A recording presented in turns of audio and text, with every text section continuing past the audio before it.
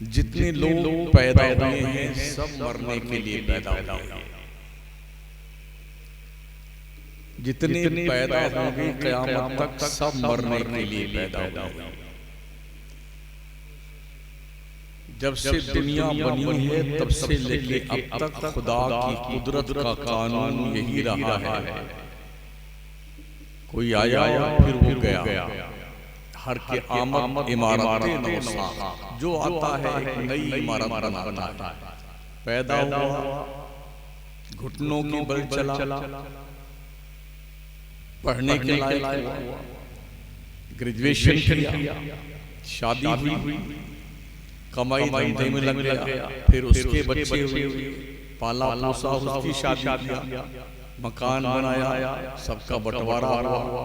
अब फिर वो बुढ़ा होकर के अपने कब्र की तरफ रवाना। ये दुनिया की टाटा है, इससे किसी को इनकार नहीं। अगर मौत किसी एंगल से टाली जा सकती तो आदमी अपनी जिंदगी की सारी कमाई दे करके अपनी मौत को टाल देता, लेकिन उसका एक वक्त मुकर्रर है जिसे कुदरत जानती है, और हुक्म इलाही पर मलकुल मौत को अल्लाह तआला फरमाता है। यही वो चीज है जिस पर किसी का बस नहीं चलता। खुदा को एक मानने वाले भी हैं बहुत सारे लोग, और करोड़ों अरबों लोग ऐसे हैं जो करोड़ों खुदा को मानते हैं, मगर सबको पता है कि एक दिन मरना, इस पर किसी का कोई इख्तिलाफ नहीं है। सब कहते हैं मरना है, मरना है, मरना है। ये भी तय है। मरने के बाद जो है कोई 10 बाई 10 का कमरा कब्रिस्तान में नहीं बनता। डेड बॉडी नाप करके हिसाब से कोई 2.5 फीट चौड़ी और 7 फीट लंबी कब्र बनाई जाती है। न कोई बिस्तर बिछाता है, न कोई चटाई बिछाता है, न कोई उसमें एक बल्ब लगाता है, और ना ही किसी ने आज तक उसमें कोई कूलर और पंखा लगाया। अपने हाथ से अपने प्यारों को मट्टी के हवाले कर 2 चंद घंटा रोक करके फिर आदमी सबको भूल जाता है। यही रिवाज रहा है आदम से लेके अब तक। इसका कोई इनकार नहीं, मगर इस 100% हकीकत को जानने के बाद भी इंसान अपनी फिक्र क्यों नहीं करता? मुझे नहीं पता कि आपके इस गांव में कितनी नमाज़ी, मगर जिस वक्त में यहाँ आपके सामने बैठा हूँ सब मुसलमान ही मुझे दिखते हैं। ये तो इमाम साहब बताएंगे यहाँ के कि यहाँ नमाज़ी कितने हैं, या आप लोग जानते हो नमाज़ी कितने हैं। मुसलमान तो हैं, मगर दुनिया में इतना ज्यादा लिप्त होकर के खुदा को भूल जाना ये कौन सी दानिश? अल्लाह को याद ना करना, बस हाय दुनिया, हाय दुनिया।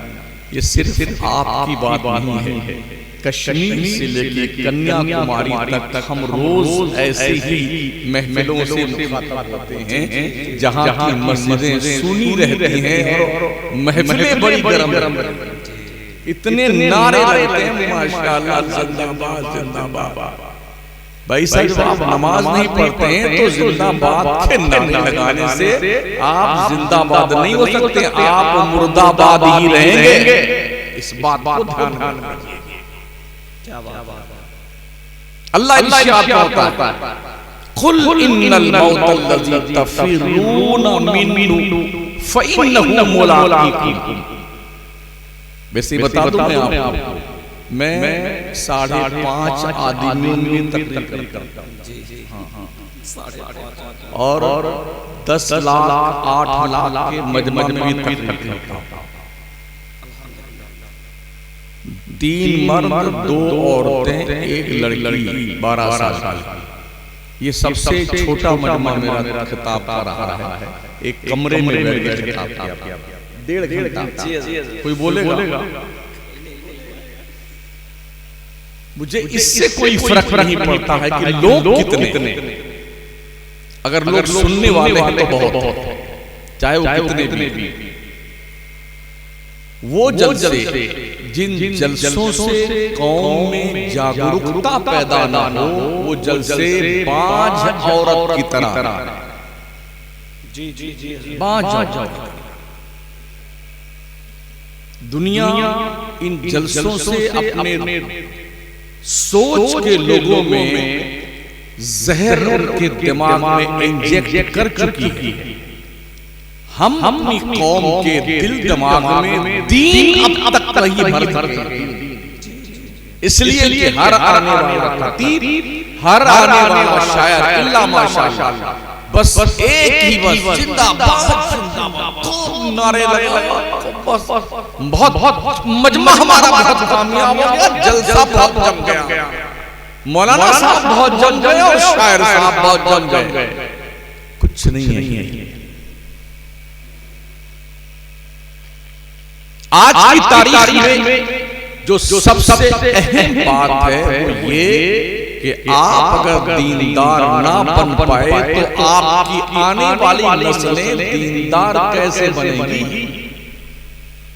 आपके पास क्या लाए हैं अमल कि आप अपने दिल के ईमान को अपनी औलाद के दिल में कैसे ट्रांसफर कर सकते हैं? इस मोबाइल के दौर में, बेहयाई के दौर में, बेशर्मी के दौर में, बेगैरती के दौर में, नंगेपन के दौर में, और यानी के माहौल में और बिगड़े हुए मुआशरे में अपनी नस्ल जो 5, 3, 2, 8, 10, 12 साल की है, इस नस्ल को कैसे आप मुसलमान बना के रख सकते हैं, ये सोचने का विषय है। हम ना तो शादी ब्याह में मुसलमान दिखते हैं, न बाजार में मुसलमान दिखते हैं, न कारोबार में मुसलमान दिखते हैं। बस जब जलसे में आते हैं तो 2-4 घंटे के लिए मुसलमान दिखते हैं, कभी जुम्मा पढ़ने आते हैं तो 1-1.5 घंटे के लिए मुसलमान दिखते हैं। इस तरह अगर आप चाहते हैं कि दुनिया आप फतेह कर लें तो आपकी ये सोच पागलों की सोच है। पागल दुनिया फतेह करने वालों ने सूखी रोटियां खाई, दुनिया फतेह करने वालों ने फटी हुई जूतियां पहनी, वक्त की सुपर पावर ताकतों कैसरों किसरा को जिन मुसलमानों ने अपने पैर से रौंद कर रख दिया था, वो मुसलमान थे जो जौ की रोटी खाते, जो रात भर सोते नहीं थे।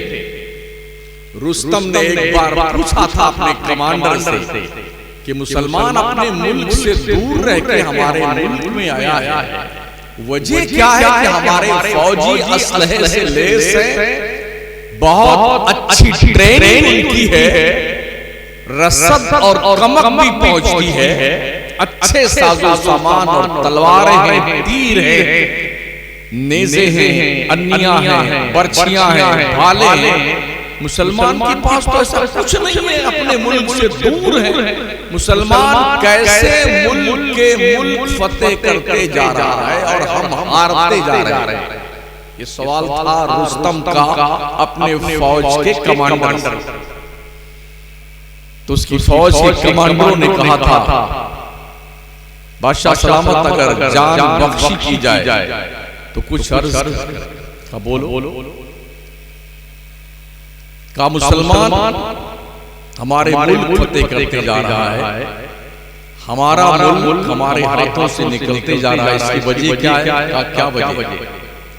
का हमारे फौजी दिन में लड़ते जरूर हैं मगर रात में शराब पीते हैं और अय्याशी करते हैं, और मुसलमान दिल में जंग करता है और रात में मुसल्ला बिछा के अल्लाह के दर पर रोता है, गिड़गिड़ाता है, मेरे मालिक तो मुझे फतेह दे है। वो तेरे कर्म की बुनियाद पर है। दिन में घोड़े की पीठ पर मुसलमान सवार रहता है, रात में मुसल्ले की पीठ पर मुसलमान सवार होता है। क्या कभी हम ऐसा करते हैं?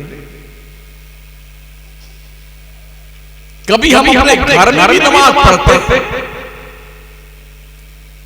याद रखना, ये जो बिल्डिंग किसी की भी है, इसमें 1 सेंटीमीटर जमीन आपकी नहीं। जो पहने रहे वो भी लोग उतार लेंगे। यही हमने देखा है अब तक इस 60 साल की उम्र। और ज्यादा देर तक दरवाजे पे रखेंगे भी नहीं आपको मरने के बाद। बस जल्दी करो भाई, सब जल्दी कीजिए, जल्दी कीजिए, कफन तैयार हुआ, हाजी हो गया, कब्र तैयार, हाजी हो गई। 2-4 घंटा रोए, उसके बाद उठाया, ला इलाहा इल्लल्लाह मुहम्मद रसूलुल्लाह। बेटा बाप को और बाप बेटे को, शौहर बीवी को, भाई अपने बहन को अपने हाथों से मिट्टी में दबोच किया जाता है। 2-3 दिन तक शोक मनाकर फिर वही गुल्ली, वही डंडा, वही मैदान। गलत कह रहा हूं? क्या है? कोई गुल बाकी रहेगा ना चमन रह जाएगा, पर रसूल अल्लाह का दीने हसन रह जाएगा। हम सफीरों बाग में हैं, कोई दम का चहचहा, बुलबुलें उड़ जाएंगी, सोना चमन रह जाएगा। अतलसो कम ख्वाब की पोशाक पे नाज़ा ना हो, इस तने बेजान पर खाली कफन रह जाएगा। नए जोड़े पहनकर आदमी 10 मरतबा शीशा देखता है, चकाचक गाल है कि नहीं, नजरा वजरा पार करके बहुत अपने हिसाब से देखता है कि बाहर निकलूं तो कम से कम 10 लोग मुझे देखें कि कैसे चल रहा है। महोदय जी, मौत का एक झटका, रब्बे काबा की कसम, अक्ल की चूल्हे हिला के।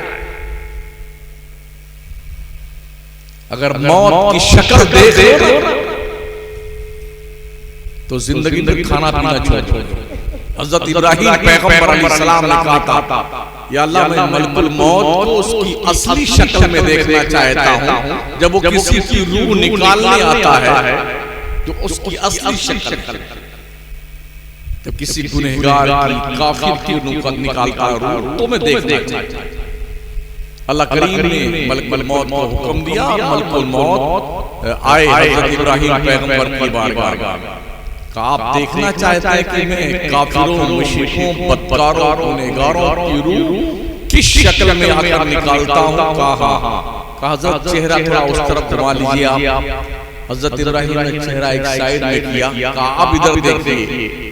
मलकुल मौत ने अपनी शक्ल इतनी भयानक बना ली, इब्राहिम खलीलुल्लाह, अल्लाह का दोस्त, पैगंबर, नबियों का बाप, एक लम्हे के लिए शक्ल मलकुल मौत को देखा, बेहोश होकर जमीन पे आ गया। नबूवत किया, जब होश में आए कहा, या अल्लाह अगर किसी काफिर और गुनहगार को मलकुल मौत की शक्ल के अलावा कोई और अजाब न दिया जाए तो मलकुल मौत की शक्ल देखना ही किसी अजाब से कम नहीं। अच्छा अब दिखाओ, जब तुम किसी मुसलमान की रूह निकालने आते हो तब तुम्हारी शक्ल कैसे होती है? अच्छा चेहरा उस तरफ फेरिए, चेहरा फेरा, अब देखिए तो देखा तो इतना हसीन व जमील खुशबू में लिपटा हुआ पूरा वजूद देख के हजरत इब्राहिम पैगंबर बड़े महवे हैरत थे और बहुत खुश भी थे। अल्लाह अगर किसी मोमिन को कोई और नेमत ना मिले मरने के बाद तो मलकुल मौत की शक्ल देखना किसी नेमत से कम नहीं। तो कुछ ऐसा काम करो जब आपकी हमारी रूह निकले ना तो मलकुल मौत अच्छी शक्ल में आके हमसे मुलाकात करे और हमारी रूह लेके जाए। अल्लाह फरमाता कुल इन्नल मौत अल्लज़ी तफिरूना मिन्हु फइन्नहु मुलाक़ीकुम। महबूब तुम फरमाओ जो लोग मौत से भागते हैं ना उनसे कह दो मौत तो डेफिनेट मुलाकात करके रहेगी। कोई तरीका भागने का नहीं। अल्लाह ने ये भी इरशाद किया, ऐनमा तकूनु युदरिकुमुल मौत वलौ कुंतुम फी बुरूजिन मुशय्यदा। तुम चाहे मजबूत किले में बंद हो जाओ, मौत का आहिनी पंजा तुम्हारे गले को दबोच कर तुम्हारी रूह निकाल कर लेके जाएगा। मलकुल मौत को किसी के रोने पे तरस नहीं आता। अल्लाह ने ऐसा सख्त दिल बनाया है, हालांकि वो दिल से पाक है, ऐसे सख्त हैं, ऐसे सख्त हैं कि किसी के रोने पे माँ रोती है बेटे के सराहने बैठ के, बाप रोता है, बीवी शौहर के सराहने बैठ के, कुछ पता नहीं, उनको कोई मतलब नहीं, रोए कोई चिल्लाए, उनने तो रब के आदेश की पालना करनी होती है। वो आते और लेके चले जाते, चिल्लाते रहो, अकेले नहीं आते। मलकुल मौत 500 फरिश्तों को साथ में लेके आता है, जबकि किसी इंसान की रूह निकालने आता है। हदीस शरीफ में आका फरमाते हैं, जो 500 फरिश्ते आते हैं ना, वो मरने वाले को दबोच कर रखते हैं कि ये भागने ना पाए। फिर मलकुल मौत रूह निकालता है। ये उसके लिए है जो नाफरमान बंदे। तो 500 फरिश्ते आका फरमाते हैं, अगर ये 500 फरिश्ते ना आते तो तुम देखते कि मरने वाला जंगलों में भागता फिरता, जंगलों में मौत की शिद्दत की बुनियाद फरिश्ते दबा के रखते हैं और फिर मलकुल मौत रूह निकालते हैं। जब रूह निकलती है, अब पूरे घर के लोग चिल्लाना शुरू करते हैं, रोना, तो वो रूह को लेके गेट पर खड़े होते हैं मलकुल मौत और कहते हो घर वालों क्यों रोते हो? अल्लाह की कसम, मैंने इसकी किस्मत का एक दाना भी नहीं छीना, जितना मुकद्दर में लिखा के आया था वो सब खा चुका। मैंने इसकी जिंदगी का एक कतरा पानी भी नहीं छीना, जितनी मिकदार में पानी पीना लिखा था सब पी चुका। मैंने इसकी जिंदगी की एक सांस नहीं छीनी है, जितनी सांस लेके आए सब जी चुका है। मैंने तो रब के हुक्म की पालना की है और तुम इस पे रोते हो। सुनो घर वालों, आज तो मैं इसको लेके जा रहा हूं, कल मुझे फिर इसी घर में आना है किसी और का नंबर लेने। ये फरिश्ता मौत का रूह लेके गेट पर खड़े होकर कहता, और फिर उसके बाद जब डेड बॉडी सजा करके कब्रिस्तान चलती है ना, तो फरिश्ते इलाही उस रूह को लेकर के उस जनाजे के साथ में कब्रिस्तान तक जाता है। तो लोग आपस में बातें नहीं करते, अरे यार ये आदमी बहुत बुरा था, अच्छा हुआ मर गया, यार अच्छा आदमी था, वो जल्दी मर गया। टिप्पणियां करते हो, फोकटिया गिरदारी, हाँ यही सब करते हैं लोग। जब तक दफन नहीं कर लेंगे तब तक तेरी मेरी यानी कब्रिस्तान पहुंच के चुगली और क्यों जिंदगियां बर्बाद करते हो लोग। मलकुल मौत अभी जिसकी रूह लेके गया है, मरे हुए इंसान को देखने के बाद भी तुम्हें अपनी मौत याद नहीं आती है, तो फरिश्ता जो रूह लिखा रहता है साथ में चलता है, वो उस रूह से कहता है, सुन ले तेरे बारे में लोग कैसे कैसे टिप्पणी कर रहे, सुन ले। अगर किसी मरने वाले की तारीफ करने वाले ज्यादा लोग हैं तो समझ लेना कि वो जन्नत में जाएगा, और किसी की बुराई करने वाले ज्यादा लोग हैं तो समझ जाना ये जहन्नम में जाने वाले।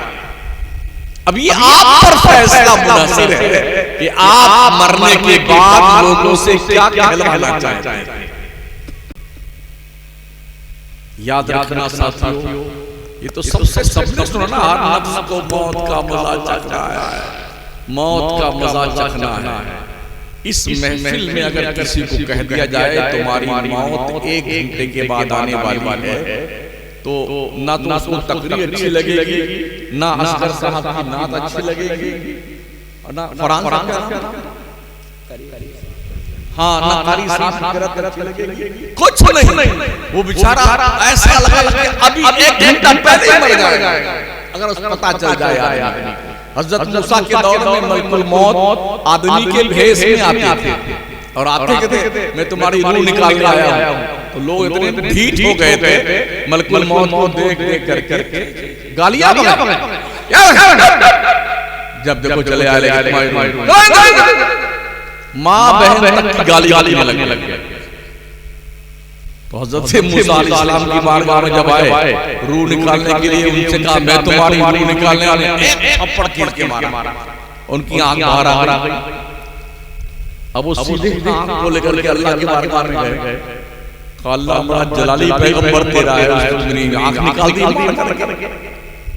अल्लाह ने आंख उनकी ठीक कर दी, कहा जाओ और मेरे नबी मूसा से कह देना कि अगर आप दुनिया में रहना चाहते हैं तो एक काम कीजिए, किसी बछड़े के जिस्म पर हथेली रखिए, हथेली के नीचे कितने बाल आ जाएंगे उतने साल जिंदगी आपकी बढ़ा दी जाएगी। वो आए, कहा अल्लाह ने कहा है कि ऐसा ऐसा करेंगे, आप दुनिया में रहना चाहते हैं जितने बाल आपके हथेली के नीचे आएंगे उतने साल आपकी जिंदगी बढ़ा दी जाएगी। कहा फिर उसके बाद क्या होगा? कहा फिर मैं आऊंगा तुम्हारी रूह निकालने के लिए।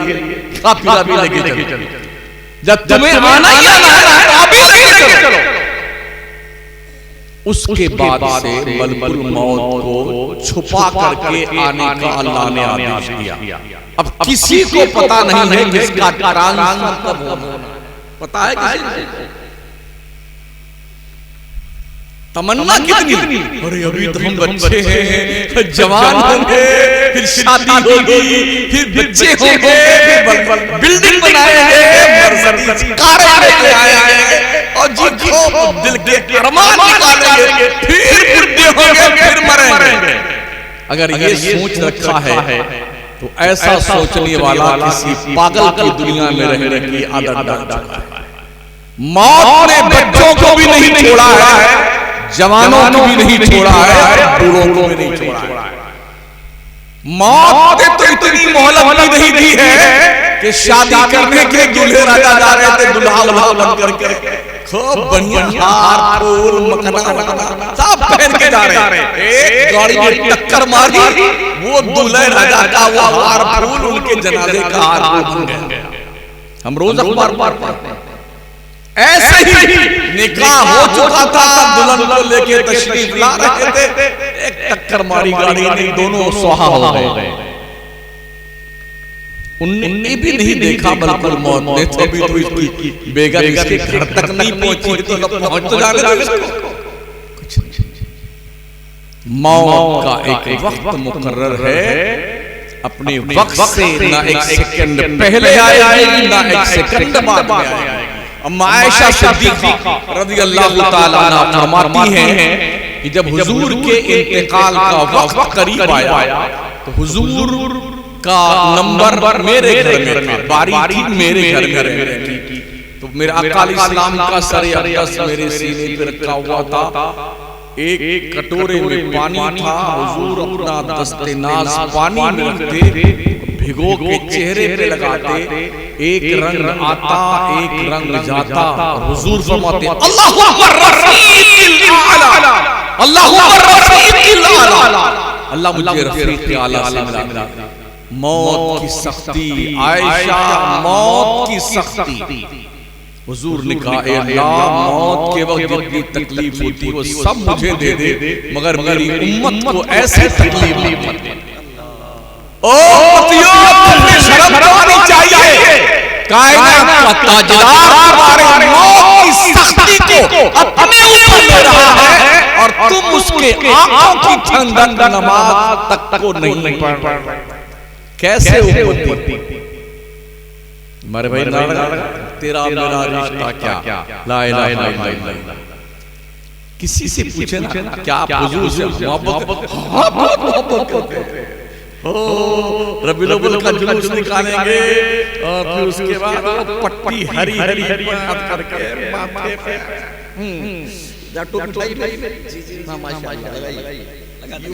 लगा दी। मैं बता दूं यूं बात, अब फिर हो देखो मेरे नबी की शान, बच्चा कुर्बान, कलेजा फट जाएगा। और मर्द एक भी माने पढ़ता है, जोहर गाया, असर गाया, मगरिब गाया, पेशा गाया। ये कौन सी नबी की शान बयान है भाई? जो नबी के नाम पे खुदा के लिए सर झुकाने के लिए तैयार नहीं है, क्या नबी के नाम पे वो सर कटाने को तैयार हो?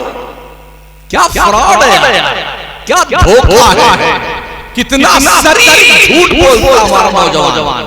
नमाज पढ़ते ही नहीं, सिर्फ जुम्मा पढ़ेगा, वो भी जब खुतबा की अजान शुरू होती है तब मस्जिद में जलवा करते हैं लोग।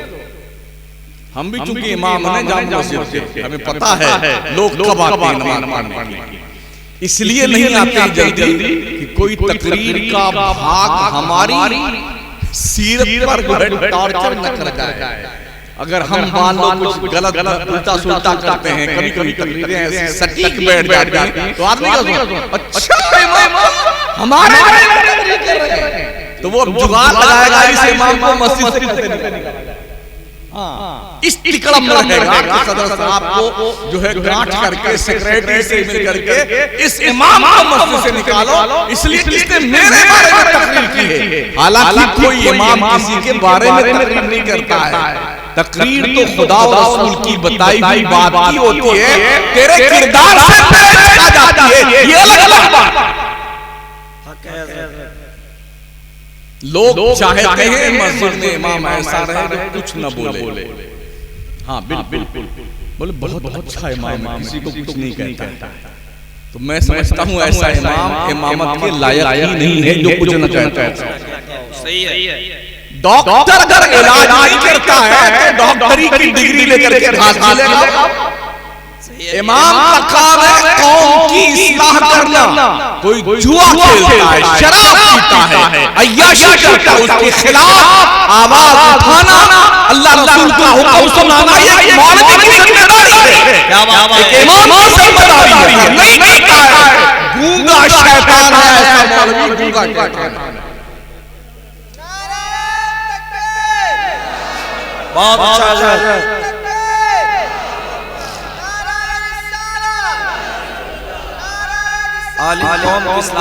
माशाअल्लाह, बहुत अच्छा। इसलिए मौत आने से पहले अपनी इस्लाह कर लो,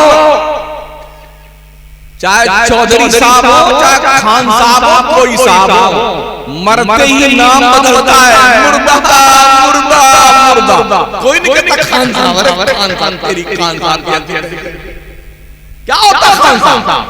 अल्लाह ने किसी को खान अंसारी नाई दुनिया में पैदा किया है, अल्लाह ने इंसान पैदा किया। या अय्युहन्नास इन्ना खलक़नाकुम मिन ज़करिन व उन्सा व जअलनाकुम शुअबन व क़बाइला लितआरफू इन्न अकरमकुम इंदल्लाहि अत्क़ाकुम। अल्लाह फरमाता है लोगों, हमने तुम्हें एक मर्द एक औरत से पैदा किया, हमने तुम्हारे कबीले बनाए। ये अंसारी है, ये खान साहब है, ये जनाब नाई साहब है, ये दुनिया साहब है, ये फलाने साहब है, कसाई है, ये शेख है। ओनली फॉर इंट्रोडक्शन, सिर्फ पहचान के लिए। जात पात की बुनियाद पर कोई बड़ा नहीं होता है। इन्न अक्रमकुम इंदल्लाहि अत्क़ाकुम। अल्लाह फरमाता तुमसे, तुम में सबसे बड़ा वो है जो अल्लाह से सबसे ज्यादा डरता हो। सुभान अल्लाह। टटोलो अपने दिल को। कितने लोग जो अल्लाह से डरते हैं, कितने लोग। अगर हम अल्लाह से डरते ना तो आज हमारा हाल ये ना होता। दुखी है या नहीं है हालात के एतबार से? ये हो रहा है, वो हो रहा है, वो हो रहा है, ये हो रहा है, और यूं जो है हमारी जिंदगी तबाह की जा रही है। मसाजिद, मकाबिर वगैरह तबाह हो रहे हैं। क्यों हो रहा है? फिलिस्तीन 75 साल से जल रहा है, 75 साल। बैतुल मक़दिस जो मिले अव्वल मुसलमानों का 75 साल से गैरों के कब्जे में। हर दिन 2, 4, 10, 5 लाशें मुसलमानों की वहां ढेर होती फिलिस्तीन में। गुज़िश्ता 6-7 महीने जो जंग चल रही है, अब तक तकरीबन 1 लाख से ज्यादा मुसलमान शहीद हो चुका है। 1 लाख से ज्यादा। पता है खाने के लिए उनके पास दाना एक भी नहीं, पीने के लिए ढंग का पानी नहीं, सड़क पे बहने वाला पानी पीते हैं। बच्चे भूखे होते हैं ना तो दरख्त के पत्ते तोड़ के खाते हैं। बाप माँ सब मर गए, शहीद हो गए। छोटे छोटे बच्चे, उन्हें पता ही नहीं मेरे अब्बा कहाँ हैं, मेरी अम्मी कहाँ हैं। किस गुनाह की सजा उनको मिल रही? वो तो छोटे छोटे बच्चे हैं। आज हमारे मुसलमानों की शादियां लगती नहीं है कि मुसलमान की शादी, दुपट्टे तो है ही शादी में औरतों के सर पर। अब एक नया बेहयाई का रूल चल गया है, बाल पूरा खोल करके जैसे भुतनी नहीं होती चुड़ैल, ऐसे घूमती हमारी लड़कियां बहनें। कभी कभी हमें निकाह पढ़ाने के लिए जाना पड़ता मजबूरन, अव्वल तो बहुत मुश्किल से हम जाते आते हैं, इसलिए कि सारी भुतनियां वहीं रहती हैं। हाँ, अगर रात में कोई बच्चा इनको देख लेना तो 14 दिन कोमा में रहेगा चुड़ैलों को देखने के बाद। तो हमारी शादियों का पता नहीं चलता, ये मुसलमान की शादी है। और अरे मेरे गुड्डू की शादी है, दिल के अरमान निकालेंगे। अरे कहीं ऐसा ना हो कि तेरे दिल का अरमान अल्लाह पहले ही निकाल दे। अरमान का ये मतलब नहीं है कि ढोल बजाया जाए, नाचा जाए, गाने गाए जाए। अल्लाह के दरबार में मुसल्ला बिछाकर और डोकरी बुढ़िया अपने रब का सजदे शुक्र अदा कर और रब से खैरियत की दुआ मांग। अल्लाह मेरे बेटे को जिस तरह से दूल्हा बनने का मौका दिया है, ऐसे खैर की जिंदगी गुजारने का माशाअल्लाह। ये माओ का किरदार होना चाहिए।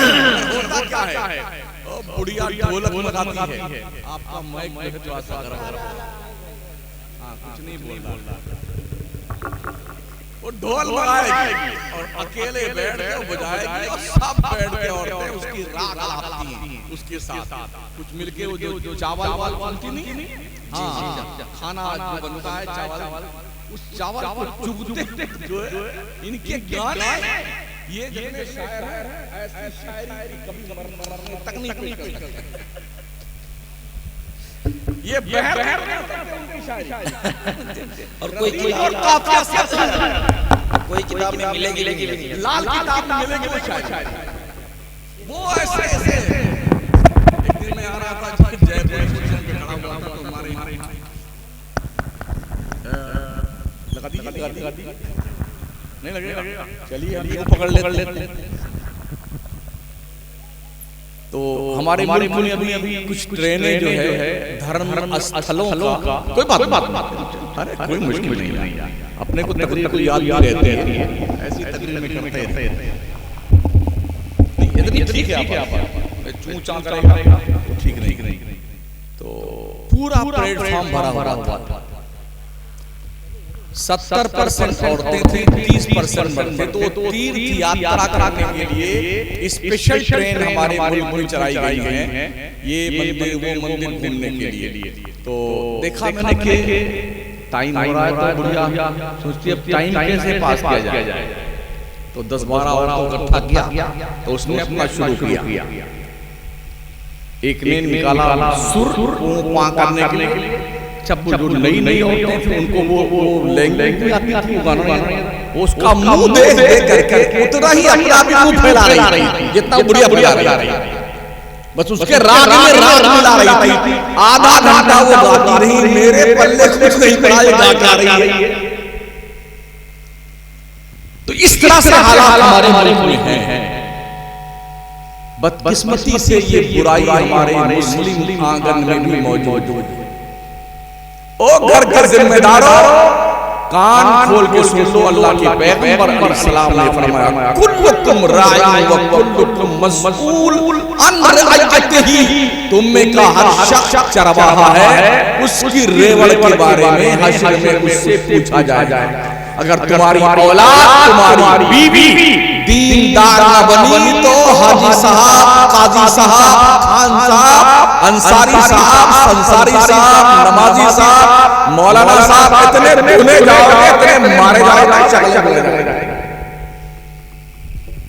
इसलिए मरने से पहले अपने घर का माहौल क्लीन करो। बुढ़ापे में तो हर कोई तौबा कर लेता है। महबूबे इलाही निजामुद्दीन औलिया फरमाते हैं, अरे ओ बंदे जवानी में तौबा कर, जवानी में, बुढ़ापे में तौबा नहीं करेगा तो और क्या करेगा। ऐसे हाथ कांप रहा है, पैर कांप रहा है, डंडा टेकता हुआ झूलता हुआ मस्जिद में आता है तो सारा गुस्सा घर का इमाम निकालता है। टूटी खुली हुई है, अरे पंखा खराब है, जिसके घर में उसकी मुर्गियां नहीं सुनती है वो मस्जिद में जाके ये हालत हमारी है। और एकदम बुढ़ा गया 80 साल का हो जाता है तब तक दाढ़ी नहीं रखता, लगता है शायद कोई और शादी उसे करनी है। क्यों शर्म आती है? हमने भी दाढ़ी रखी हुई है। अफगानिस्तान के 98% मुसलमान दाढ़ी वाले। अल्लाह की इज्जत की कसम, अगर पूरे मुल्क का मुसलमान दाढ़ी रख ले और 5 वक्त का नमाजी बन जाए, लोग देख करके रात में चिल्ला चिल्ला के मर जाएंगे। अगर कोई आपके नबी की शान में गुस्ताखी करता है, उसका क्लियर जवाब ये है, गुस्ताखों को जवाब इस ढंग से दीजिए, अपने नबी के किरदार का ठोस हो जाएगी अमल में। ये सबसे बेहतर जवाब। ठोस बनकर नमाजी बन जाए, ताड़ियां रख लें, और आपको लोग देखें तो दूर से समझ जाएं कि 1400 साल पहले शराब मारफत मदीने के ताजदार ने इस कौम को पिलाया था, उसका नशा अब तक बाकी है। ऐसा शौक पैदा। अगर आप अच्छे हैं, मरते वक्त फरिश्ता अच्छी शक्ल में आता है। और क्या कहता है, हदीस शरीफ में भी आया हुआ है, कुरान की आयत सुनने अल्लाह फरमाता है, या अय्युहन नफ्सुल मुतमइन्ना इरजिई इला रब्बिकी रादियतन मर्दिया फदखुली फी इबादी वदखुली जन्नती।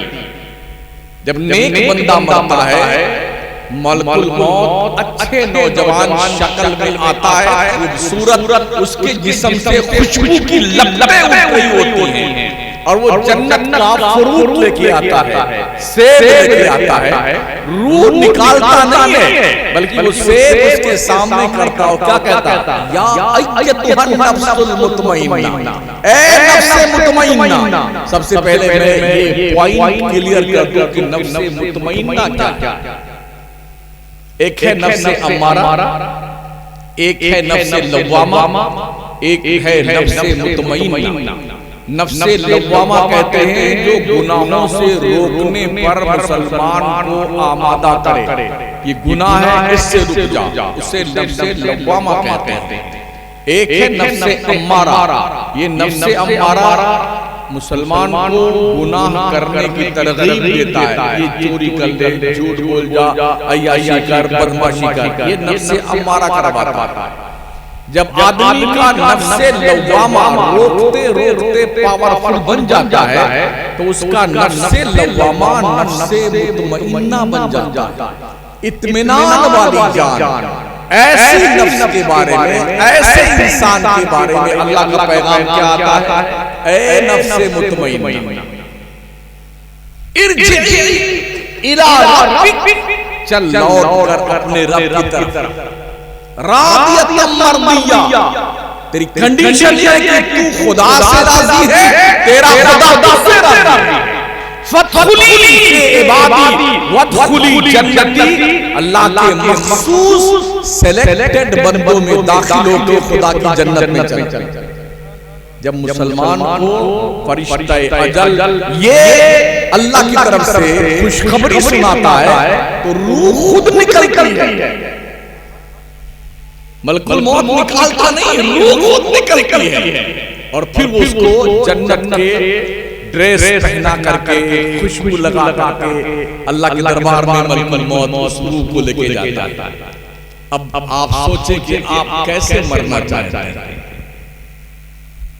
कैसे मरना चाहते हैं। अल्लाह ने हमें खेत जोतने के लिए पैदा किया है, धंधा बिजनेस के लिए नहीं पैदा किया। हमारे पैदा होने का मकसद सिर्फ इबादत है। अल्लाह फरमाता है वअमुर अहलका बिस्सलाह वस्तबिर अलैहा ला नसअलुका रिज़्क़ा नहनु नरज़ुक़ुका वल आक़िबतु लित्तक़वा। गालिबा 17वां पारा है। अल्लाह बताता है तुम अपने घर वालों को नमाज पढ़ने का हुक्म दिया करो और तुम खुद भी नमाज पढ़ते रहा करो। हमने तुम्हें रोजी कमाने के लिए नहीं पैदा किया है, रोजी हम तुम्हें देंगे। तुम परहेजगार बन जाओ, नेक बन जाओ, अच्छे बन जाओ। ये अल्लाह फरमाता है। अरे यार शैतान ने जो है हमको गुनाह करवा दिया, शैतान ने गुनाह कर दिया। आप आइए शैतान से पूछें क्या शैतान ने गुनाह करवाया। उठाइए अल्लाह फरमाता है कमसली शैतान इस क़ाला लिल इंसानी कुफर फलम्मा कफर क़ाला इन्नी बरीउम मिनका इन्नी अख़ाफ़ु अल्लाह रब्बुल आलमीन। शैतान की मिसाल ऐसी है जब उसने किसी इंसान से कहा चोरी कर, गुनाह कर, बुराई कर, डकैती कर, लूट मार कर, जब कर लेता है ना इंसान तो शैतान क्या कहता है काला इन्नी बरीउम मिनका, तुम जानो तुम्हारा काम जाने, मुझे कोई मतलब नहीं है। इन्नी अख़ाफ़ु अल्लाह रब्बुल आलमीन, बेशक मैं अपने उस अल्लाह से डरता हूं जो सारी कायनात का पालने वाला। यही साथ छोड़ देता शैतान। शैतान ने गुनाह हमसे करवा दिया। अकल दी है ना अल्लाह ने, कुरान पढ़ा करो, कुरान समझने की कोशिश करो। 14.5 साल पहले जिंदगी का गुजारने का फॉर्मूला अल्लाह ने 30 पारे में दिया हुआ है। हमें इस जमीन पे कैसे रहना है ये सारे के सारे फॉर्मूले कुरान में मौजूद हैं। कब पढ़ेंगे इसे? मरने के बाद। ये कुरान मुर्दों की कुरान खानी के लिए नहीं आया हुआ है, ये कुरान जिंदगी के अंदर इनकलाब पैदा करने के लिए आया। पढ़िए, समझिए कुरान को। दुनिया कुरान पढ़ के अंतरिक्ष में जा रही है, रॉकेट बना रही है, मिसाइल बना रही है, आइटम बम बना रही है। मुसलमान जिसके घर में खजाना मौजूद है ये तो लिए बैठा है। जब कोई मराना इंतकाल हुआ, हाफिज जी मौलाना साहब कुरान खानी कर दिया हमारे घर में। हमने कुरान को मुर्दों की बख्शी के लिए सेलेक्ट कर रखा है। बिलाशुबहा कुरान पढ़ने से सवाब मिलता है, लेकिन कुरान सिर्फ इस काम के लिए नहीं आया है।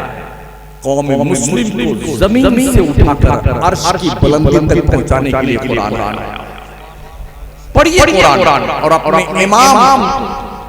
अपने इमाम से कहिए वो रोजाना कम से कम एक सफा कुरान का तर्जमा, उसकी तशरीह और उसकी तफसीर बयान करे, उसे सुने बैठ के, ताकि कम से कम जिंदगी में एक मरतबा पूरे कुरान का मतलब तो आप सुन लें कि तुम्हारे रब ने तुमसे कहा क्या है। और ये भी सुन लो, नमाज एक ऐसी इबादत है जो काफिर और मुसलमान के बीच में यही फर्क है, दूसरा कोई फर्क नहीं है। कुर्ता पजामा हम पहनते हैं, इससे बढ़िया कुर्ता पजामा हमारे देश के प्रधानमंत्री पहनते हैं। दाढ़ी रखते हैं ना, हमसे बड़ी दाढ़ी 2 मीटर की अयोध्या के पंडितों की। टोपी हम लगाते हैं ना, इससे बड़ी टोपी मोदी जी लगाते हैं कभी। गोश्त खाना मुसलमान होने की पहचान नहीं, आपसे ज्यादा गोश्त खाने वाले मेरा बेराने वतन है, तभी जो 700 रुपया बकरे का गोश्त हो गया किलो। फिर मुसलमान और काफिर के बीच में फर्क क्या है? अल्लाह नबी फरमाते हैं एक मोमिन और काफिर के बीच फर्क सिर्फ नमाज का है। मैं नहीं समझता हूं किसी का हाथ उठाऊं कि कितने लोग नमाज पढ़ते हैं। अपने दिल से कुछ पढ़ना चाहिए कि नहीं पढ़ना चाहिए। मुझे पता है हम सुन्नियों की अक्सरियत नमाज नहीं पढ़ती है, वहाबियों की अक्सरियत नमाज पढ़ती है, सुन्नी नमाज नहीं पढ़ता। ये तो समझता है तो जन्नत में जरूर जाएंगे। तुम्हारे अब्बा की प्रॉपर्टी जन्नत में है, जो वरासत जारी जन्नत में चले जाओगे। हजरत बहलौल का मज़ार बगदाद शरीफ में, हजरत जुनैद बगदादी, सिर्री सख्ती, यूशा बिन नून अलैहिस्सलाम, हजरत ज़न्नुन मिस्री, उनके मज़ार पे हाजिर हुए। ये वो बहलौल थे जो जुबैदा खातून को जन्नत में चाहता था। क्या कर रहे थे? दजला का जो दरिया है, रेत पर वो बैठे घरौंदा बना रहे थे, मेड़ बनाते थे, छोटा छोटा मकान बनाते थे रेत का। हारून रशीद अपनी बेगम जुबैदा के साथ टहलने निकला। जुबैदा ने पूछा, बाबा क्या बनाते हो? जन्नत बना रहा। अच्छा, बेचेंगे? कहाँ बेचूंगा। क्या पैसा लेंगे? 4 दीनार। जुबैदा ने 4 दीनार दिया और बाबा बहलौल ने उसके उस महल पर जो घरौंदा था रेत का, जुबैदा का नाम दिया।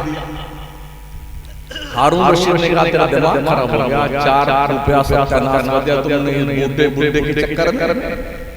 गए रात में सोए ना, तो अल्लाह ने मुकद्दर बेदार किया। मैदान महशर बपा था, देखा तो कोई जन्नत में जा रहे हैं, जन्नत में जा रहे हैं। ये भी करीब गए जन्नत में, देखा एक बहुत अच्छे महल पर जुबैदा खातून का नाम लिखा हुआ। बड़े खुश हुए कि मेरी बेगम का नाम लिखा हुआ। वो जल्दी से दरवाजा में घुसना चाहते थे। दरोगा ने कहा, यार मौदा कहा मेरी बेगम का महल है ये। कहा और तेरी बेगम दुनिया में होगी, यहाँ जुबैदा खातून को चढ़ गया बानी। आँख खुल गई तो सुबह तक नींद नहीं आई। कई बार जगाए बेगम, खड़े बेगम सुबह कब होगी। दूसरे दिन फिर टाइम जब हुआ हजरत बहलौल के घरौंदा बनाने का ज़फर के बाद, तो दोनों फिर निकले कि जुबैदा मैं भी जन्नत खरीदना चाहता हूँ। गए दोनों, बाबा फिर जन्नत बना रहे। सलाम किया, कहा बाबा क्या बनाते हो? कहा जन्नत बना रहे। बेचेंगे? कहा क्या दाम है इसका? तो बहलौल ने फरमाया कि तुम्हारी हुकूमत का आधा हिस्सा इस महल की कीमत है। अभी आपने कल तो 4 दीनार दिया था। तो बहलौल ने फरमाया वो कल की बात थी, तुम जन्नत देख के आ रहे हो, इसलिए सौदा महंगा हो गया। फिर पैर पकड़ के बैठ गए, आपको दे नहीं।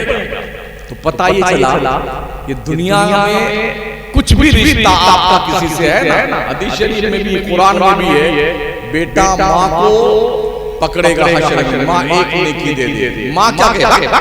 मैं तेरी माँ नहीं हूँ।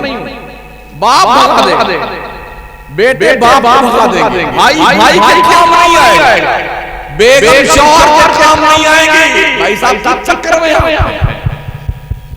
किसके सहारे आप जन्नत में जाना चाहते हैं? इसलिए अभी मरे नहीं हो, जिंदा हो तो कुछ नेक काम कर लो, ताकि मरने के बाद तेरे लिए जन्नत का रास्ता हमवार हो जाए।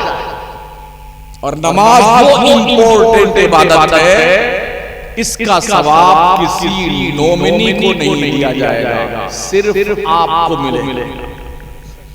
बिल्डिंग दूसरे की, खेत दूसरे का, खलियान दूसरे का, पहना हुआ कपड़ा भी दूसरे का, अंगूठी उतर जाएगी, चाहे कैसे कितनी कीमती पहन की आपने, bank balance, fix deposit, life insurance, जितने किसान विकास पत्र, अत्र सत्र गत्र सब दूसरे के। क्या है? कुछ नहीं। अब आपके नामे आमाल में है क्या, वो सोच लीजिए। जब भी बिस्तर पर सोने जाएं तो एक बार गौर कर लें कि आपने आज दिन भर में कितनी नेकी के काम किए। यकीन मानिए, जिस दिन से हम ये सोचना शुरू कर देंगे तो अमल के मैदान में हमारा कदम आगे बढ़ेगा। मेरे नबी फरमाते हैं, बंदे ने जो खाया वो वेस्टेज माल बन जाता है, जो पहना वो पुराना हो जाता है, जो कुछ अल्लाह की राह में दिया वही काम आता है। और इबादत, हज़रत अबू हुरैरा के साथ हुजूर निकले एक दिन मदीना शहर से बाहर, तो एक कब्र देखी। कहा अबू हुरैरा ये कब्र देख रहे हो? कहा हाँ या रसूल अल्लाह। हुजूर फरमाते हैं, अबू हुरैरा जब से इसका इंतकाल हुआ है ना, तब से ये रोजाना अल्लाह से कहता है, या अल्लाह एक बार फिर से दुनिया में भेज दे, सिर्फ 2 रकात नमाज पढ़ने के लिए, एक बार। मगर अबू हुरैरा इसे दोबारा दुनिया में आने का मौका नहीं मिला। 2 रकात पढ़ने के लिए मुर्दा जिंदगी भर अल्लाह से रिक्वेस्ट करता है, ओ जिंदो तुम 200 रकात पढ़ सकते हो, 2000 रकात पढ़ सकते हो, 5 वक्त नमाज की आदत डाल सकते हो। ये वो कीमती इबादत है जो रब को राजी करने का, रब से करीब होने का सबसे इम्पोर्टेंट जरिया है। अभी हमारे हालात ठीक हैं, अच्छे खैर से गए माशाअल्लाह, नमाज पढ़ सकते हैं, अच्छे ढंग से रुकू कर सकते हैं, सजदा कर सकते हैं। हमने देखा है आज की तारीख में बहुत सारे लोग हैं, अब वो कहीं ऐसा ना हो जब आप रुकू सजदा करने और नमाज पढ़ने का इरादा करें तो आप नमाज पढ़ने के लायक ना रहें। देखा नहीं देखा, हमने मक्के मदीने में भी देखा है, हजारों कुर्सियां रखी हुई हरम में, आदमी आता है 1.5 कुंटल का, 2 कुंटल का। अभी हिंदुस्तान में मस्जिदों में कुर्सी रख दी गई, सजदा नहीं कर पाते, इतना करके रुकू करता है, इतना सजदा कर ले, अब कर ले सजदा। जब तक ठीक था बिल्कुल छुट्टा साढ़ बराबर था, अल्लाह ने कमर की एक नस क्या खींची थी, दुनिया का कोई डॉक्टर उसका बाप भी उस नस को ठीक करके बताए। गले में इतना मोटा फंदा पहन रखा है, यूं मुंडी नहीं हिलती, ऐसा करता ही कमर में बांधे हुए पढ़ ले नमाज। इसलिए ये वक्त आने से पहले नमाज की आदत डाल, नमाज। और कभी कभी तन्हाइयों में अल्लाह से रो रो करके माफिया मांगा।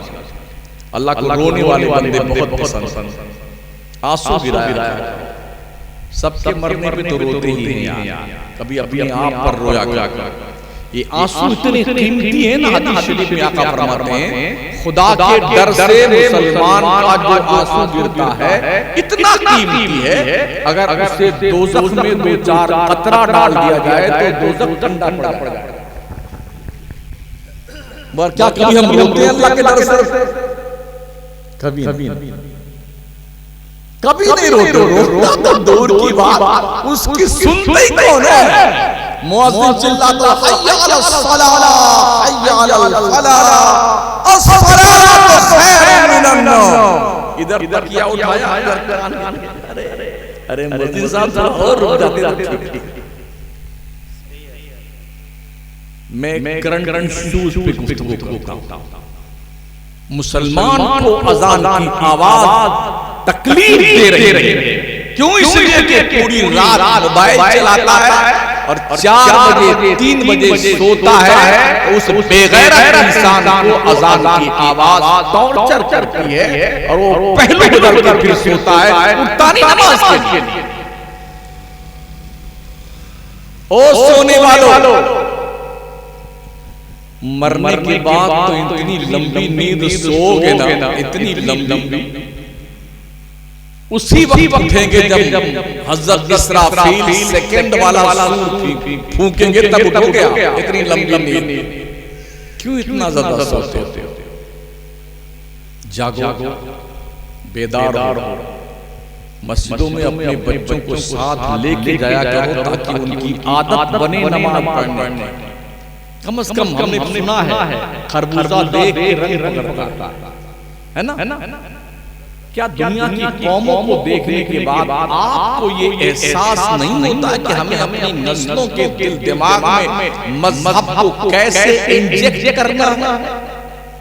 लोग नफरतों का लावा करते हैं अपने बड़े दिलों में, तुम अपने बच्चों के दिल दिमाग में मोहब्बत रसूल का अलावा क्यों नहीं देखते?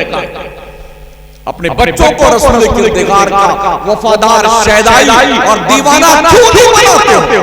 अपने घरों में बैठ करके क्यों नहीं अपने रसूल की बात करते हो? अपने दीन की बात क्यों नहीं कर सकते? डींगे मत मारो। हमने देखा है फतेहपुर सीकरी में अकबर बादशाह का किला खंडर बन गया। खंडर इस गांव का पिंडरा के लोग बहुत बड़ा किला था अकबर बादशाह, अखंड भारत का बादशाह। आज उसके कब्र पर कोई जाकर के झांकने वाला नहीं। अखंड भारत का बादशाह, दीवारें ऐसी गिर गई ना फतेहपुर सीकरी, ऐसे ही कुतुब मीनार देखने, दिल्ली का लाल किला देखने, आगरे का लाल किला देखने, ये बादशाहों ने बनवाए थे। ताजमहल में बेगम के साथ शाहजहां मौजूद है, कोई देखने जाता है। मकराना का संगमरमर लगा, एक नंबर क्वालिटी का माल लगा, अरबों रुपए, कोई देखने जाता है, कोई झांकता नहीं। आपके चक्कर में आपका ये पूरा गांव जो है ना, ये पूरा गांव उस किले में दसियों गांव समा जाए। जब उनका नामो निशान मिट गया या तो आप किस खेत के, हम किस खेत के बोलिए हुए नामवर बेनिशान। कैसे कैसे जमीन खा गई, आसमान कैसे। जब कभी दिल पर, दिमाग पर, इस सोच शरीर पर गुरूर, घमंड, पैसा, दौलत, ताकत, शोहरत की चर्बी चढ़ने लग जाए ना, तो अपने गांव के कब्रिस्तान में अकेले जाकर के किसी टाइम कब्र के अंदर सोने वाले मुर्दों से पूछो, अब्बा जान कैसी तबीयत है, प्रधान जी कैसे हो, खान साहब मिजाज तो ठीक है ना, सरपंच जी तबीयत शरीफ आपकी बेहतर है। कोई जवाब नहीं आएगा। ये मिट्टी पूरी बॉडी डीकंपोज कर देते हैं, हड्डियां तक खा मिट्टी मरने वालों। आप किस सोच में मुब्तला हैं कि आप लोग बहुत याद करेंगे, जैसे आपने परदादा लड़दादा को भुला दिया, ऐसे आपकी औलाद आपको भुला देगी। मैंने अपने हाथ से अपने परदादा को दफन किया, मगर अपने गांव के कब्रिस्तान में आज मैं नहीं बता सकता मेरे परदादा की खबर कहां। मैं निशान नहीं दे सकता, मुझे नहीं पता, मैं दफन क्या। तो अगर आपने ये सोच रखा है कि हम कोई स्पेशली मखलूक हैं और हमारे पिंडरा गांव के लोग कोई अलग से बन के आए हुए हैं, तो मैं समझता हूं कि आपसे ज्यादा गलतफहमी का शिकार कोई नहीं। मेरे दोस्तों, बुजुर्गों, साथियों, अजीज बच्चों, मेरी माओ, बहनों और अजीज बच्चियों, कम से कम एक मुस्लिम होने की हैसियत से अपनी जिम्मेदारी आप महसूस कीजिए कि आपको करना क्या, अपने बच्चों की ढंग से तरबियत करें। इमाम साहब मौलाना आसिफ साहब फरमा रहे थे, गौसे पाक आधा कुरान पढ़ के हाफिज बन के आप पैदा होते ना। क्या आज हमारी बहनें और माएं और बच्चियां अगर ये ठान लें कि मुझे अपने बच्चों को दीनदार बनाना है, तो क्या नहीं बनेंगे? बिल्कुल बन सकते, बिल्कुल बन सकते। देखिए, जिम्मेदारी महसूस करनी होगी। हमारा काम कौम को बेदार करना है, जगाना है। अमल करना मेरा काम नहीं है, आत्मकल के नहीं, आपको ऐसा करना ही होगा, ये मेरा काम नहीं है। मुझे डायरेक्शन देना, ये सही है और ये गलत है। भाई मानते हैं तो सुभान अल्लाह, और नहीं मानते हैं तो अल्हम्दुलिल्लाह। हमारी सेहत पर कोई फर्क नहीं पड़ने वाला, बताने का सवाब मुझे मिल गया। अमल करेंगे तो डबल सवाब मिल जाएगा, वरना सिंगल तो मेरा कन्फर्म है। इसलिए हर मुसलमान अपनी जिम्मेदारी महसूस करे। सिर्फ नियाज, फातिहा, हलवा, कचौरी, जनाब पुलाव, बिरयानी, मलीदा, आशा और शरबत खा के मुस्टंडे मत बनो। गौसे पाक ने फरमाया है, मुसलमान नमाज नहीं पढ़ता है, मर जाए तो उसे मुसलमानों के कब्रिस्तान में दफन न किया जाए। दुनिया के नक्शे पे तन्हा गौसे पाक का मज़ार है, जहाँ पर नमाज के लिए अज़ान होने से 15 मिनट पहले गौसे पाक के दरगाह का दरवाजा बंद कर दिया जाता है। सब खदेड़ के पहले नमाज को पहले बाद में सब निकल सबको निकाल के हुजूर पाक के रोज़े से यहाँ कोई नहीं रहेगा। उस फरमान का सर सिर्फ एक ही दरगाह है दुनिया में गौसे पाक, वरना किसी भी बारगाह में चले जाए चाहे।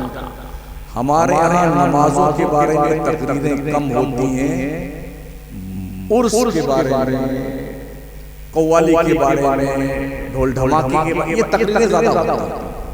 ठीक है ना? डबल कव्वाली, तिबल कव्वाली, यही वजह है कि मस्जिदों में सुन्नियों की तादाद कम है, मज़ारों पर सुन्नियों की तादाद ज्यादा। क्या आपको ये पता नहीं है कि अल्लाह बादशाह आज़म है? लिल्लाहि मुल्कुस समावाति वल अर्द, अल्लाह ही का की बादशाहत ज़मीनों और आसमानों में, पूरी कायनात का बादशाह अल्लाह है। लहू मुल्कुस समावाति वल अर्द, बादशाहत ज़मीनों आसमानों की सिर्फ अल्लाह के लिए। उस बादशाह के दरबार में हम हाजिर हुए, शर्म महसूस करते हैं कि नमाज वो पढ़े जो फालतू हो। यही तो सोचे मैं बहुत बिजी हूँ, मेरा धंधा बहुत ज्यादा चलता है, कारोबार वक्त नहीं मिलता नमाज पढ़ने का, धंधा ग्राहक बहुत ज्यादा है। अच्छा, अगर आपको जब आपके दुकान के सामने 10, 15, 20 ग्राहक मौजूद हो, बहुत जोर से आपको दस्त लग जाए, तो क्या फिर उस वक्त भी कहेंगे जरा पेट साहब रुक जाइए, अभी बहुत ग्राहक मौजूद है, मैं पखाना करने नहीं जाऊंगा, पेशाब करने नहीं जाऊंगा, अभी बहुत ग्राहक। फिर वो जब वक्त आ जाएगा कि अब आप गुस्ल फरमाने जाएंगे, जब ओवरलोड हो जाएगा ना मामला, तो गुस्ल फरमाने भागना पड़ेगा। धंधा में बरकतें अल्लाह देता है, ग्राहक भी अल्लाह ही भेजता है, अल्लाह ना चाहे तो एक भेले का काम नहीं आपका। इसलिए मैं आपसे अर्ज करता हूं, अल्लाह ने फरमाया वलिल्लाहि अस्माउल हुस्ना फदउहु बिहा, ओ मेरे बंदो, तेरे रब के बड़े अच्छे अच्छे नाम हैं, उन नामों से अल्लाह को पुकारा कर। अलैहिस्सलाहु बिकाफिन अब्दा, अल्लाह फरमाता क्या अल्लाह अपने बंदों के लिए काफी नहीं? तो रब के दहलीज़े करम पे लौ लगाओ, अल्लाह से मांगो, और याद रखना साथियों, अपने मुर्दों के लिए इसाले सवाब किया।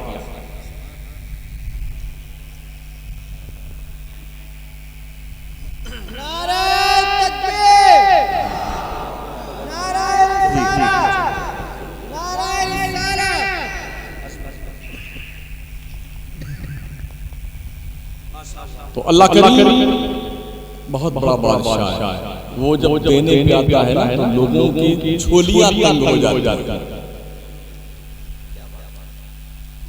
वो छप्पर फाड़ दो, या अल्लाह 56 करोड़ की चौथाई दे दे। अबे मंगते पूरा मांगना, चौथाई क्यों मांगता है? वो को दुनिया के सेठ की तरह है मांगना चाहिए, रब से खुलकर मांगो, खूब मांगो। बंदे से अल्लाह खुश होता है जब बंदा अल्लाह से मांगता है, उस बंदे से अल्लाह नाराज रहता है जो बंदा अल्लाह से मांगता नहीं। बड़ी खूबसूरत मस्जिद का नक्शा भी आते मैंने देखा, आप लोग बना रहे हैं माशाल्लाह, बिल्कुल ये फौरन के तर्ज पर मस्जिद बन रही है। अल्लाह करे जल्द पाए तकमील तक पहुंचे, इसमें हिस्सा लीजिए। शायद अभी छत नहीं लगी लग गई। तो बाहर से मैंने देखा, मुझे ऐसा लगा, लेकिन है बड़ी खूबसूरत। सुबह देखा बहुत अच्छी बात है, ऐसी मस्जिदें गाँव में कम बनती जी। हाल तो ये कहीं कहीं ईंट, कहीं का रोड़ा, भानमती ने कुंभा जोड़ा, इस तरह लोग बना लेते हैं, लेकिन इस तरह जो है सिस्टमैटिक ढंग से मस्जिदें कम बनती। मंबरा मस्जिदन लिल्लाहि तआला बनल्लाहु लहु बैतन फिल जन्नह, जो शख्स मस्जिद बनाता है अल्लाह के लिए तो अल्लाह उसके लिए जन्नत में घर बनाता है। बगदाद में एक बादशाह था, उसने ये ऐलान कर दिया कि बहुत बड़ी मस्जिद बनाने जा रहा हूं, लेकिन मैं तन्हा बनाऊंगा, किसी का एक पैसा नहीं लगेगा उस मस्जिद में। तो जो बेचारे गरीब उसके दिलदार आदमी, अल्लाह मैं कैसे अपना पैसा लगाऊंगा, इससे तो मना कर दिया, फोर्स बिठा दिया कि कोई यहाँ पर अपनी तरफ से ईंट भी न डाले। तो एक लकड़हारा था बेचारा, उसने दिल में सोचा एक तिकड़म जुगाड़ लगाया, वो जंगल में लकड़ी काट गया, तो एक दो ईंट जो है उस लकड़ी की गट्ठर में उसने रख लिया।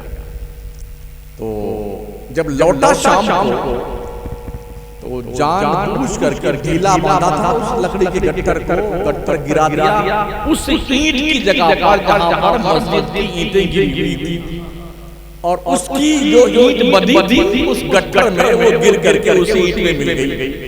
उसने फिर लकड़ी का गट्ठर बांधा कर ले गया, मस्जिद बन के तामीर हुई। तो बादशाह ने देखा कि जहां जन्नत में उसका महल बना है उसके बगल में ही एक लकड़हारे का घर बना हुआ है।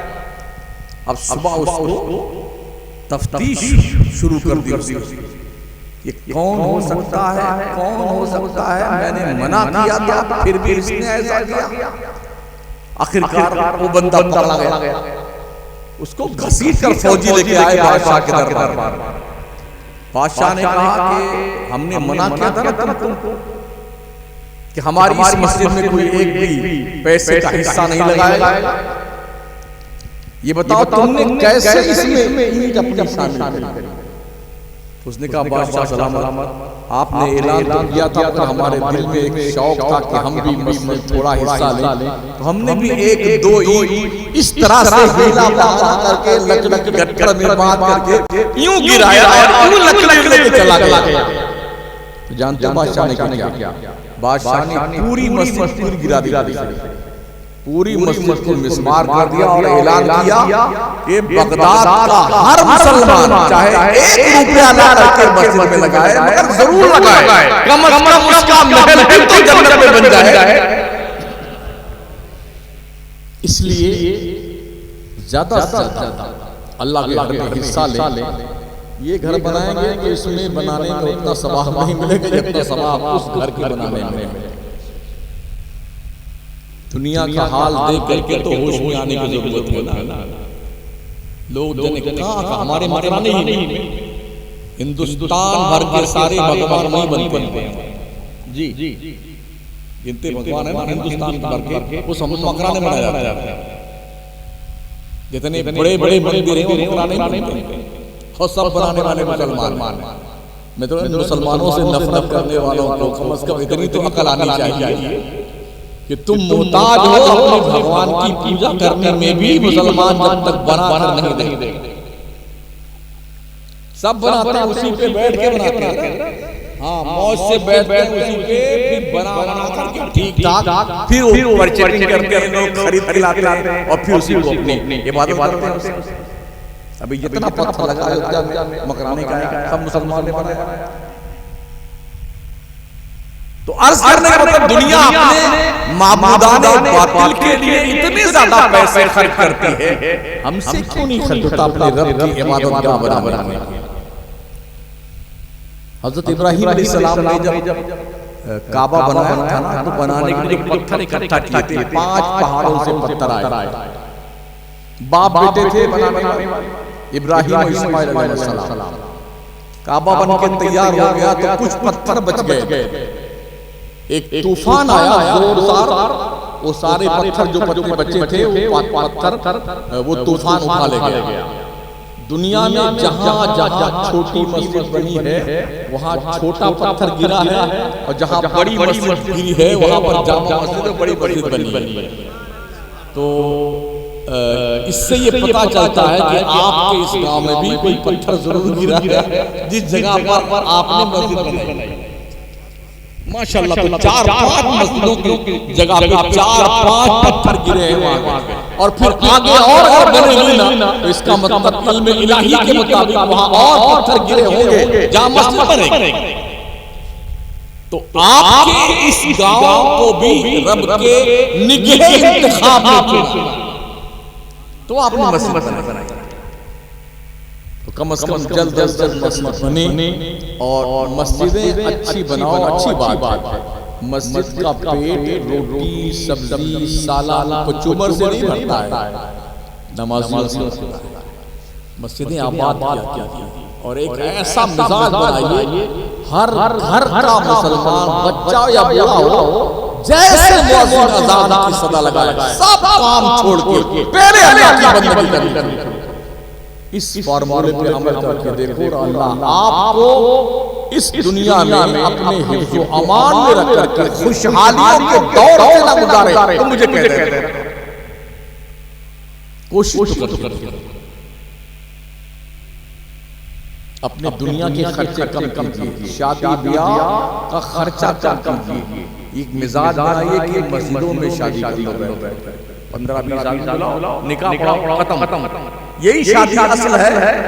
बकिया ये चोंचले इतना बड़ा ले तो क्या बनता है जो जिसमें नाम लिखा कार्ड, कार्ड छपता है, फिर उसके बाद 6 महीने से तैयारी और बिजली वाले को, टेंट वाले को, बावर्ची को खाना बनाने सब। ओहो माशाअल्लाह, खूब बढ़िया।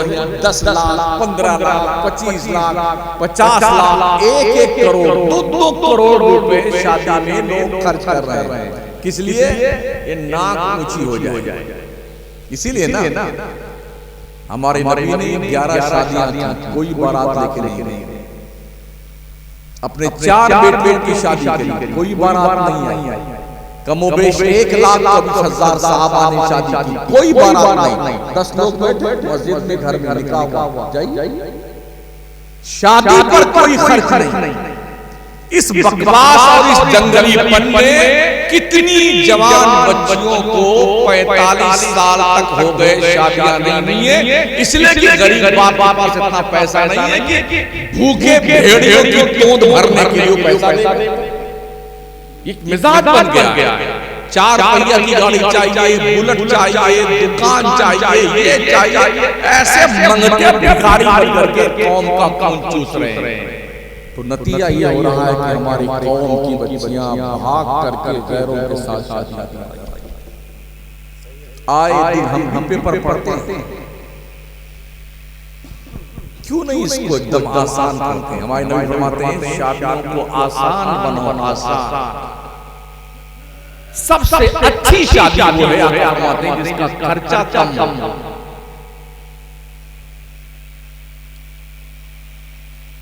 1 करोड़ रुपए एक बंदे की शादी में खर्च में हमारे राजस्थान में 1 करोड़ रुपए 5,000 की एक प्लेट थी मुसलमान के लिए। 1 हफ्ता खाना खिलाया। गैर मुस्लिमों की प्लेट 500 की थी। 1 हफ्ता पूरे शहर को खाना खिलाया। 1 करोड़ रुपए किसे कहते हैं? हमारे क्या लाइन लगती है 15-20-25 स्कॉर्पियो की, उनकी बारात जा रही है फलाने चौधरी साहब की जा। किसी में 2 आदमी बैठा हुआ, किसी में 3 आदमी बैठा। गाड़ी इतनी गाड़ी लेके गए वहां बारात में। मीनू बताते हैं कि ये खाना चाहिए हमको, और फिर दूल्हा भी भीख मांगता बैठ करके, और शहबाला भी भीख मांगता है। 5 मांगता इधर बैठता है दूल्हा के बगल में, 5 मांगता इधर बैठता है। ये भिखारीपन। किसी बाप के पास 4-5 बच्चियां हो जाए ना तो वो घुट के मर जाता है, इसलिए कि कौम के डाकुओं के पेट भरने के लिए उसके पास पैसे नहीं। इसलिए इस सब का जवाब हमें अल्लाह के यहाँ देना पड़ेगा। और कसम अल्लाह की इज्जत की, किसी का बाप भी खुदा को जवाब नहीं दे सकता। तो अपने मरहूमीन की ज़ियारत करने जाया, कब्रिस्तान में हाजिरी दिया। सहाय सित्ता की हदीस शरीफ में आका फरमाते हैं, नहैतुकुम अन ज़ियारतिल क़ुबूरि फज़ूरूहा फ़इन्नहा तुज़हिदु फ़िद दुनिया व तुज़क्किरु फ़िल आखिरह। आका फरमाते हैं, ऐ लोगों, मैंने तुमको पहले कब्रों की ज़ियारत करने से मना किया था, मगर अब मैं तुम्हें हुक्म देता हूँ कब्रों की ज़ियारत करने जाया करो।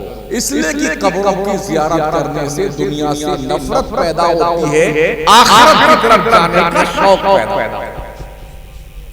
तो कब्रों की ज़ियारत इसलिए की जाए, एक मामूल बना लो, वक्त हो तो हर रोज सुबह एक मरतबा फजर की नमाज पढ़ने के बाद कब्रिस्तान करीब है जाकर के जो भी कुछ याद आता है पढ़ करके सारे मुर्दों को बख्श किया जाए। आपका थोड़ा सा पढ़ करके सवाब पहुंचाना उन मुर्दों के लिए नजात का जरिया बन सकता है जो अजाब में मुब्तला है। पर अगर नहीं है तो कम से कम जुमा के दिन एक बार चले जाया कब्रिस्तान। वो इंतजार में रहते हैं कि मेरे खानदान के लोग, मेरे रिश्तेदार लोग, मेरे पहचान के लोग मुझे तोहफा भेजने आते हैं कि नहीं आते। तो मुर्दों को मायूस मत किया। एक मरने वाला डूबते हुए शख्स की तरह होता है जिसे तिनका का सहारा काफी होता है। कोई जरूरी नहीं कि आप पूरा कुरान पढ़ के बख्शिए।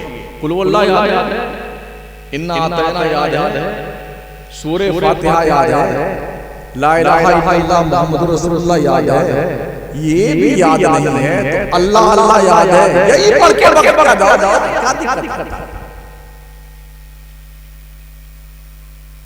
इसलिए साथियों, दोस्तों, बुजुर्गों, मैं रात के तकरीबन 1:30 बजे तक गोया कि 1 घंटा 20 मिनट मेरी तकरीर हुई। मुझे कतई इस बात का शौक नहीं है कि मुझे फिर तकरीर के लिए बुलाया जाए, मगर इसका शौक जरूर है कि मैंने जो आपको समझाया है इसको आप समझ जाए, इस पे अमल कीजिए। माहौल सुधारिए। माओ बहनों से गुजारिश है, पर्दे में रहा जाए। पर्दा बुर्का पहनने का नाम नहीं है। आजकल के बुर्के तो फैशन हो गए। अपने वजूद को छुपा के रखो पर्दे। जिस्म के आज़ा उन कपड़ों से बाहर से जाहिर न होने पाए, उसे पर्दा कहते हैं। आज के नकाब तो ऐसे फिट और चुस्त हैं कि जिस्म का हर अज़्व बाहर से झलकता है। शरीयत नजर से ऐसे बुर्के पहनना जायज़ नहीं। मगर क्या कीजिएगा, इस बुराई का ऐसा प्रचलन हो गया है, लोग इसी को पर्दा समझने लगे। काश मेरी कौम के लोग समझें। मुझे सबसे ज्यादा ख्वाहिश इसी बात की है कि कौम दीनदार बने, बस और कोई शौक नहीं। जिस मौलाना को बुलाओ, मुकर्रिर को बुलाओ, कोई बात उससे ये कहो हमें हमारी जरूरत की बात बताओ। खामखा हम कहने आप सब जन्नत में चले जाएंगे, मेरे बाप ने जन्नत बनाई क्या? हमें भी पता नहीं कि हम कहाँ जाएंगे। हम आप कैसे बता दें आप जन्नत में जाएंगे? लेकिन तबाही यही है, अक्सर हमारे जो फतवा आते हैं असली जन्नती मुसलमान और ठेका लेके पीर साहब, मौलाना साहब बाज़ाब्ता वो लो जन्नत का टिकट, जन्नत का टिकट। आखिरी बात हजरत उमर का नाम सुना आपने? इनकी शान में कुरान की आयतें हैं। हमारी करीम आका फरमाते लौ काना बादी नबिय्या लकाना उमर इब्न खत्ताब, अगर मेरे बाद कोई नबी आता तो उमर नबी बन गया। हजरत उमर की राय और सोच के मुताबिक अल्लाह ने कुरान में आयतें हैं। उनकी नेकियां आसमान के सितारों के बराबर। जिन्होंने 10 साल तक दीन मुस्तफा की खिदमत एज़ अमीरुल मोमिनीन किया है, 22.5 लाख मुरब्बा मील जमीन को फतेह करके इस्लाम का झंडा गाड़ा।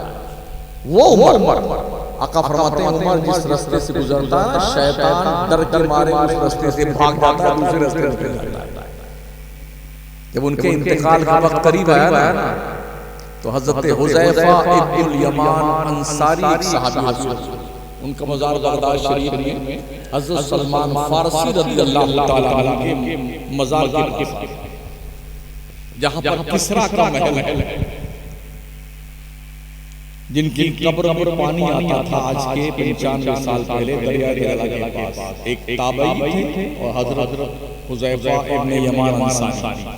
दजला एक नदी है, जैसे हमारे कश्मीर में श्रीनगर के बीचों बीच दरियाए जहलम बहता है, ऐसे ही दरियाए दजला बगदाद के बीचों बीच बहता है।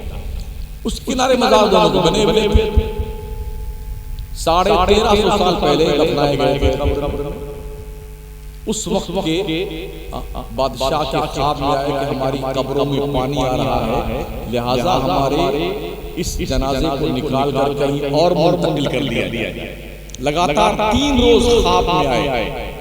बादशाह ने मुफ्तियाने कराम की मीटिंग बुलाई, तो मुफ्तियों ने फैसला दिया कि ठीक है, कब्रें खोदी जाएं। हज का वक्त शुरू हो गया था, तो हज की बात की तारीख रखी गई ताकि सारे लोग वापस हज करके आ जाएं। उस वक्त मुतय्यना पर तारीख में पूरी दुनिया के लोग इकट्ठा हुए थे, लाखों की तादाद। जब कब्र खोदी गई आज के 95 साल पहले, वो पूरी तस्वीर आज भी उनके मज़ार के पास लगी हुई है। कब्रें खोदी गई, उनका कफन तक दागदार नहीं था। 1350 साल पहले कब्र में रखे गए लोगों का कफन दागदार नहीं।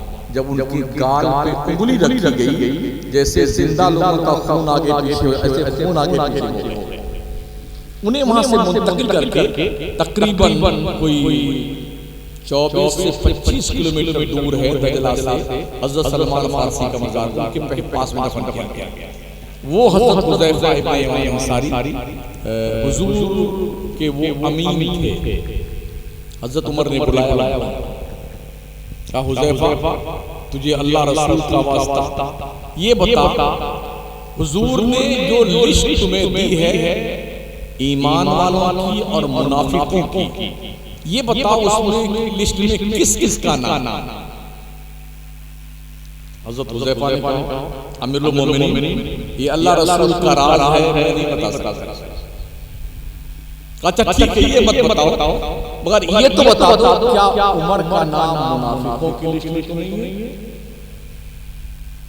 ये जन्नती है, जन्नत का कन्फर्म टिकट इनके पास है, अशरे मुबश्शरा में भी है, और हुजूर ने फरमाया जिसे जन्नती देखना है उमर को देख।